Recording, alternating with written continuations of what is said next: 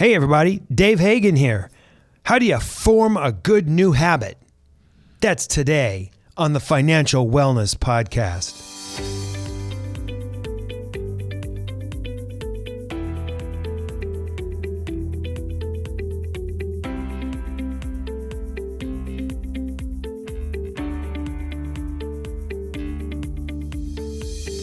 Welcome to the Financial Wellness Podcast, Dave's weekly message to keep you on your path to financial success. Here is your host, financial problem solver and talk show host, Dave Hagan. Hello, everybody, and welcome to the Financial Wellness Podcast. This is Dave Hagan. With me today, Brian Reed. How's it going, Dave? I'm doing good. I'm good. As always, we're coming to everybody from beautiful downtown Van Nuys. You got to love beautiful downtown Van Nuys, huh? Big old accident on the freeway getting over here today. That just kind of brings everything into focus. I had to get around there was construction also on a place that I wasn't expecting it. Yeah. So we both had driving experiences today. Boy, I'm telling you, and you're out there on the freeway and you go, what the hell's happening out here? It's brutal. Fortunately, no one got hurt in the accident, but oh my goodness gracious, people think they have a God-given right to stand on the freeway if they have an accident and put traffic, back it up for miles and miles. Crazy. But we're here. We got some good stuff to talk about, and we're going to have some fun. So good to see you. So today I want to talk about forming a new habit. I got plenty of habits. A lot of them are probably bad. But I want to talk about forming a good new habit today. And I've done some thinking and some research on how to create that new habit. Now, why do we even want new habits? Why do we even want any habits? Well, a good habit will make things happen automatically, things that you do without even thinking. You put yourself through the experience of the exercise without even having to almost put it on your calendar, your to-do list, or any of the things that you do. It also helps you make progress on achieving your goals. And of course, from a TFWP point of view, financial goals. So I've put together my take on how to put together or form a new habit. Here we go. Number one, pick one new habit. Don't pick a whole bunch. This isn't goals. This is a habit. Pick one new habit. This allows you to focus on it. It allows you to fester on it. It allows you to keep it in the front of your mind. And of course, if you do that, it is going to allow you a greater chance of success. So pick one new habit. 2, choose your habit wisely. And here I think a couple of things. 1, go small. You can always do another small habit after that. You can always create another small habit to piggyback on the one that you're doing. So go small. Don't make it so big and so scary that it's intimidating. Pick a small little thing. 2, pick something achievable, something that you know that you can do, something that's kind of simple, and that way you can build on that. You know, not $1 million in the bank in 12 months, not some kind of habits where you're going to lose 40 pounds in 30 days, although I think that habit would be starve. I'm just not going to eat. I'm just not going to, or cardboard and filtered water or something, you know. But do something that's achievable, some habit that you can put in place relatively simply. Do something that springs from your goals. You know, we discussed goals just last week, and goals come from your tombstone exercise, you know, from your values. So pick some kind of a habit that you want to establish that really springs from your goals and will help you achieve your goals. Like, for example, if you had a goal where you wanted to read an hour a day, and we talked about that last year, where people who have done very well in life and in business say that they have a 5-hour rule where they read 5 hours a week. And I think we talked about Ben Franklin had done that. Thomas Jefferson had done that. Well, you don't have to start out reading an hour every day. And that's a pretty big commitment, especially especially if the Kardashian show's on, So, maybe start with 15 minutes a day. 15 minutes a day. I mean, we probably drink coffee for more than 15 minutes a day. Certainly, we listen to radio or watch commercials more than 15 minutes a day. I think that's a very easy thing to do. Start small and then ramp it up. And that will lead you to your goal of reading 1 hour a day or 5 days a week. If your habit was to start saving more money, if you wanted to put yourself in that habit, if you wanted to create a habit to help you achieve your goal of saving more money, well, make your habit putting $100 in a savings account every time your paycheck hits the account, whether you deposit it or whether you do an automatic deposit. Every time you do that, make it your habit to just move $100 across. That becomes $200 a month, $2,400 a year. It starts to grow, starts to double every 7 years. So make it small, make it achievable, make it something that you can easily establish. And then number 3, write it down. Now, if you write it down, I think you have a better chance of success. We talked about this with goals. It's amazing how when you write something down, it seems to be more real. It seems to be more attainable. It doesn't have to be a big flowery thing. You could just put a little thing on the note section of your iPad that says, habit, walk 20 minutes a day or whatever you want to do. Save $100 a week, or a habit of drinking more coffee at home as opposed to a foo-foo at the shop, something like that. Write it down. Just do it on your iPhone. If you're Android, I'm sure there's an app for that too. Number 4, commit for 30 days. Now, this is really what it's going to take. Commit to doing this for 30 days. Some people say, do a habit, establish a habit, 21 days, and you've got it for life. Some people say you really have to do it for like 300 days. I really think that if you create a habit and follow it for 30 days, chances are you're going to stick with it. Chances are it's pretty ingrained in you. In fact, I was even reading on the internet where there's a rule out there. A lot of people follow this rule, and it's called the 21-90 rule. And that says if you follow a habit, if you establish a pattern for 21 days, that it will probably follow you for at least 90 days thereafter. Seems to be some kind of rule of thumb in the human nature field. So commit to 30 days. If you don't like it at the end of 30 days, my goodness gracious, stop. But if you find that you're on your 34th, 35th, 36th day, you may very well find that it's become a habit for you. Number 5, anchor your new habit. So what you want to do is attach it to an existing habit or an event.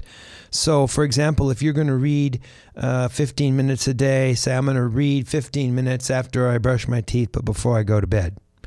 Or if you want to establish a habit of understanding your personal financial information better, establish the habit of when you pay your bills every month, download that data into Mint or QuickBooks and look at it in the form of a P&L. Establish the habit of downloading it and looking at it every month. Or if you're looking to reduce debt, or if you're looking to prevent debt, make a point every month when you pay your bills to add up all your debt, and of course make a commitment to reduce it as a TFWP person, or make a commitment to keep that at 0. Number 6, visualize your habit. Visualize not only the habit, but the results of the habit. During your insightful time, whenever your insightful time is. Do you have insightful time, Brian? I do. It's become... It's what I do when I'm walking now, which is actually, when you were talking about writing it down, and I got a Fitbit for Christmas. And me, I love data points, and this thing is just giving me data points. And I don't know how accurate it truly is, but I'm seeing how many steps I'm walking a day. And when you have those, that data. And so write it down, or, in this instance, someone else is writing it down. Right. The Fitbit is writing it down for me. But no, so I'm thinking about all of those steps, and it's been fun. Yeah, your thoughtful time, your insightful time. And the cool thing is, if you got the phone, or if, for me, you got the phone and you want to jot down a thought, you don't even have to tap it out on the keyboard. You just go, write down this, da da da da da da da, or hey Siri, or whatever it is. Mm-hmm. And it'll show up on a little memo, and now you've got something to go back to, and it's tangible. Yeah, exactly.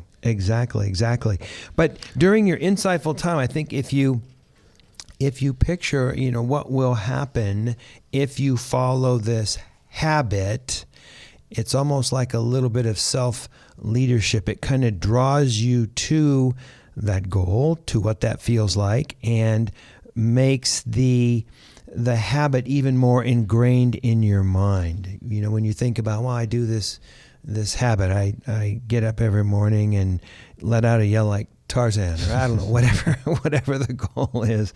But if you're focusing on the end result, I think it makes it easier to establish that habit. Number 7 on my list, create accountability. There's something called the Hawthorne effect, and that says that you're more likely to follow through on a task if it's being observed by others. Well, yeah, that's probably true. So think about that. Don't brag to your family, and don't brag to the public. And my goodness, certainly don't brag on your Facebook or whatever. But I think that's part of the reason that we want to write these things down. We want to be accountable, to ourselves, but also to others. I know a guy that was trying to lose weight, and he paid a friend a penalty every time he didn't lose the projected weight each week, and it really helped him. And I don't think it was the money, because the guy was pretty well off from what I could tell, but it was the accountability to the friend. Have you heard of there's a thing called The Game? No. It's you team up with people. You all have a goal that you want to do individually, and then there's a point system. So your team is trying to gather points versus the other team, and you're all working towards your individual goals. It's usually weight loss or something, and there's points for, make sure you walk enough, or you drink enough fluids, and it's all about accountability. So is this like a website, or is it an app, or what is this? It was a book, I think, and now there's sheets that you can print out, I guess, and kind of keep track of stuff. So it's just about accountability. And there's an app for that, apparently. Accountability app? Well, not accountability. What was it called? The Game. It's called The Game. Yeah, I mean, if there's not an app, there should be, for goodness gracious. Yeah, I'm sure they have one. I haven't looked. Yeah. Talking about accountability, another thing to do is, get a buddy. A lot of people work out with a buddy, and it's just because there's somebody there that's going to be there, and it's too hard to turn around and go, oh, I'm a little tired today. If you got someone there, you're accountable, and it means you're more likely to work it on through, or even join a group, that talks about habits. Some group of people that you have to get together with, or either live or online, I guess, which is part of the point of the game. I think that we talked about last year, you are who you hang out with.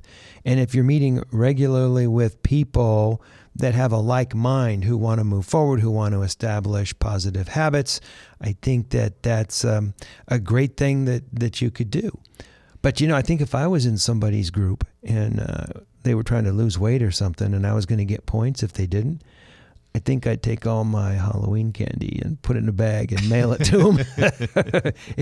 It's too easy to go, yeah, that little Snickers bar thing looks pretty good, Here, I don't want these. I thought you might like them. Yeah. Thank me for it later. All right, number 8, decide on an end and how to measure it. So don't be establishing these habits all the time. Think in your mind, when will I consider this habit established, and how will I measure that? You always want to look at the back end of these kinds of things. We always look at the front end, how we're going to do it, how we're going to start it. but there should be some kind of back end to it, and there should be some way to measure that or determine what that back end is going to look like. Number 9, allow for failure. And it's okay. You establish a habit, 3, 4, 5, 10 days. You're going to have a day or two where you might get off track, where you might miss that thing that you're trying to do to establish that habit. And you know what? It's okay. I tell people it's okay, but you got to get back on track. Don't wait till like the next month. Don't wait till the next year.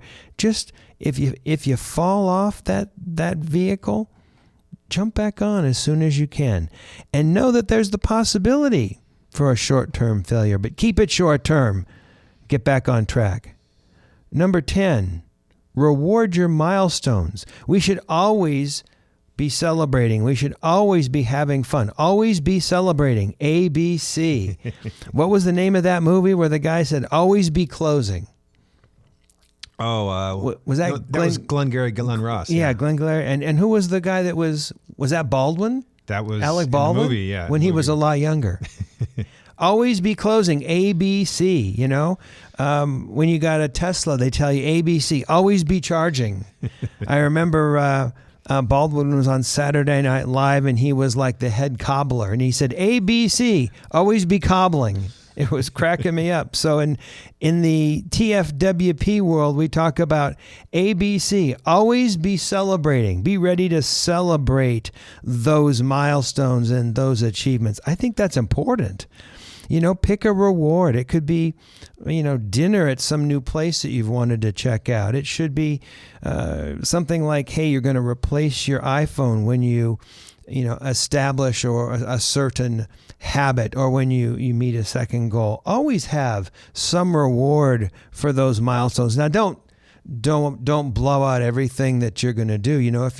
If your goal is, well, I'm going to read 15 minutes a night because I want to establish this habit, and your reward is, then I'm not going to read any books for a whole month. That's not what we're thinking about. Maybe it would be a new book or a new thought, or maybe the goal, because reading interesting stuff is kind of enjoyable. Maybe the reward is, hey, I'm going to bump it up to 30 minutes. I don't know. It's not really that hard when you think about it, right, Brian? It just takes some thought and a plan. And then act on it. Right. And it's kind of like what we talk about all the time on TFWP. Some thoughtfulness and a plan. Some of this stuff is not magic. It's just basic human truths, and we're applying it different ways to different circumstances. So to summarize, pick a habit that springs from your goals, something that you want to do that's going to support your goals. Put in place a plan to achieve it, and then celebrate it. Celebrate it when that habit is established. Just something to think about. This is Dave Hagan, and you're listening to the Financial Wellness Podcast. You've been listening to the Financial Wellness Podcast, Dave's weekly message to keep you on your path to financial success. If you have a question that you would like Dave to answer on the podcast, go to thefinancialwellnesspodcast.com. You can leave an audio message with one click of a button, or type your message into the question box. Either way, it's sent right to Dave's phone. Don't forget to subscribe to the podcast so you receive the new episode notifications. Let's listen in now as Dave answers some emails. All right, Brian's sitting right over here with a big old smile on his face, so I don't know what he's up to. Well, we've got an email that I am interested to hear what your thought's going to be. All right. This is from Sam, and he writes in, Dave, we have an election this year. Any thoughts on who would be best for my financial wellness? I know you probably can't pick a candidate, but I would be interested in knowing your thoughts. Sam. So, who you going to... Come on. Am I going to say on air who I would vote for? Yes. No, not going to say, because you know what? no matter what I say, I'm probably going to irritate about 40-50% of the populace, No way am I going to talk about that. But I've got a couple thoughts. I think that a lot of who anyone choose to vote for in the next election, especially this next election, is going to depend upon their view of the role of government. And I think that we have a very wide spectrum this time in terms of how people view the role of government. In one party, we've got one flank of the party that views the role of government as very broad and very involved, collecting a lot of taxes and providing a whole lot of services.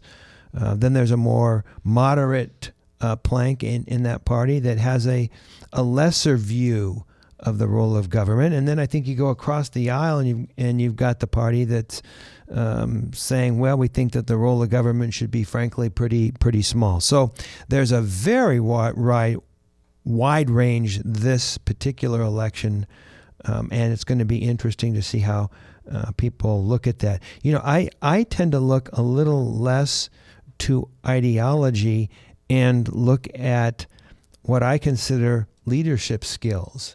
And that's why I like watching the debates. They're not saying that much that's new or different, but I like looking at the fact, are they inclusive? Do they seem well-grounded? Do they seem well-rounded?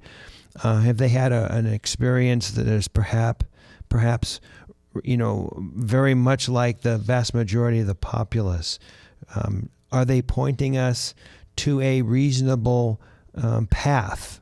Those are the kinds of things that I look for in a leader, and that's why you're going to vote for.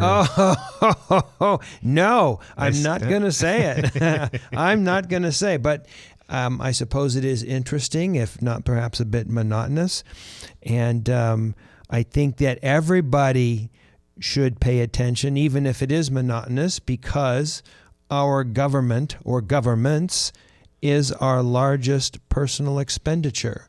We spend probably more on our government than we do on housing, or certainly more, I hope, than our cars, our transportation, or anything else.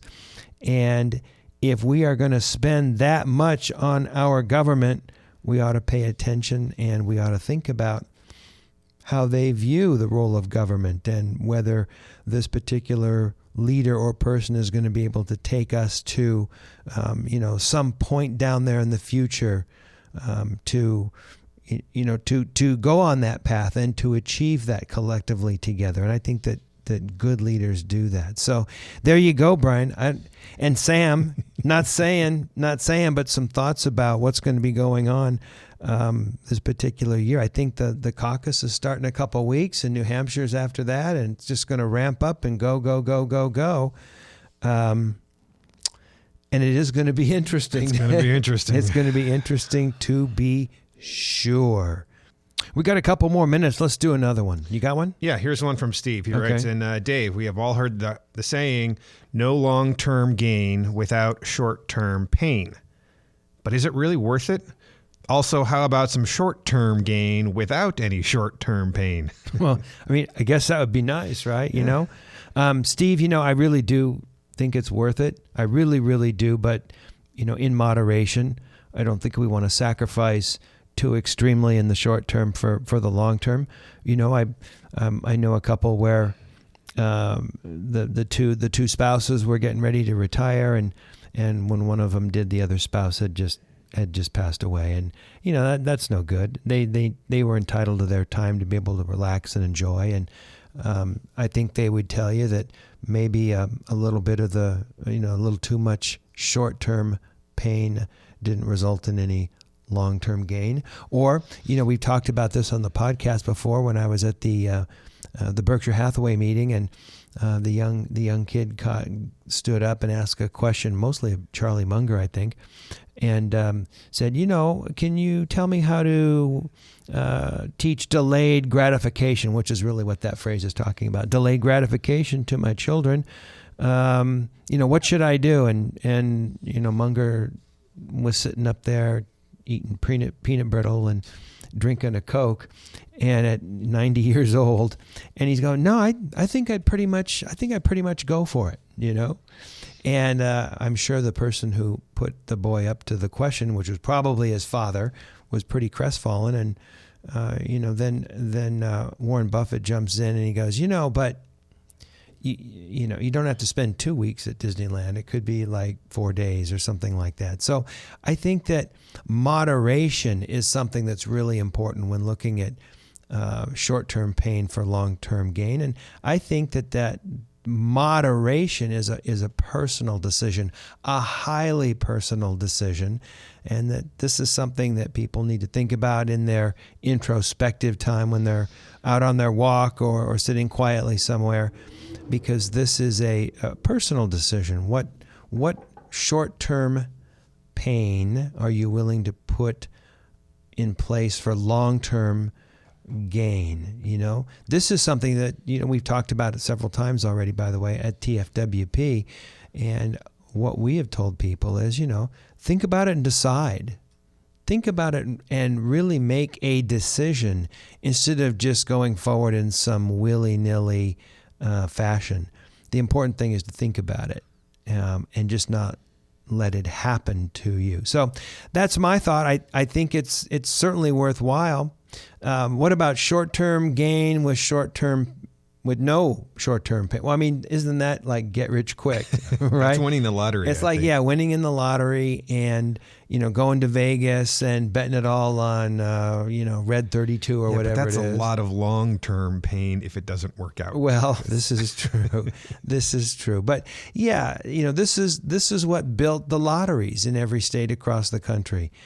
Sounds good, but the chances of it happening are pretty slim. And even in somebody's personal portfolio, you want to take a little piece of something and put it in a piece or an issue that's a little more risky, that might have a longer term or a larger reward. Okay, but a little piece in moderation. I wouldn't discount it completely, but certainly it needs to be moderation and done within the context of somebody's total portfolio. So, Steve, there you go. A couple of my thoughts on short-term pain and long-term gain. Well, I think that's going to be a wrap on this week's TFWP. Stay tuned. Next week, we're going to talk a little bit more about the FIRE movement, thoughts on retiring early. We've talked about that in the past. We've got a couple more things that we want to dig into on that. So we will talk to you next week. This is Dave Hagan, and you've been listening to the Financial Wellness Podcast.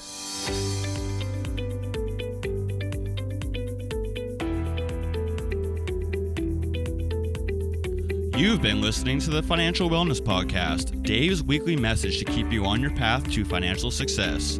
If you have a question that you would like Dave to answer on the podcast, go to thefinancialwellnesspodcast.com. You can leave an audio message with one click of a button, or type your message into the question box. Either way, it's sent right to Dave's phone. Remember, Dave will randomly draw from the submitted questions and pick the winner of a free 1-hour personal conversation with Dave to help you achieve your financial goals. Don't forget to subscribe to the podcast so you receive the new episode notifications, or share the podcast via the app with your family and friends. This is your announcer, Nick Appel, wishing you every financial success.